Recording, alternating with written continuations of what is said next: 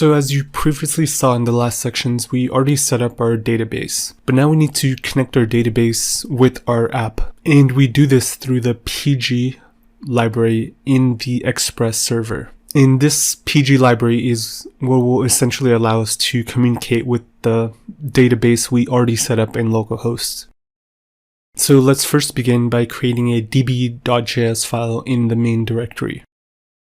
Next, we can import pool from the PG library, and this pool object will be what will essentially hold the credentials, the login credentials for our database.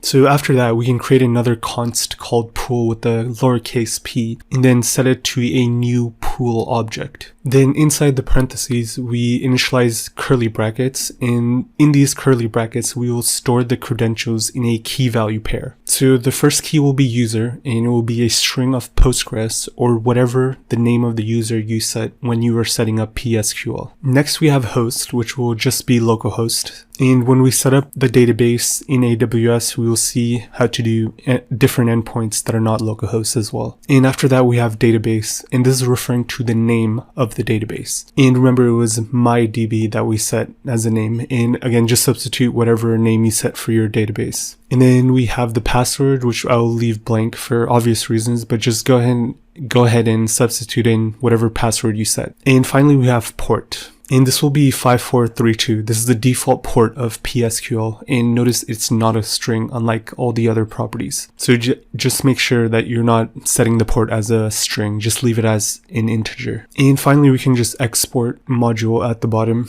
And this is really it. This is all we have to do to initialize our database and begin using it.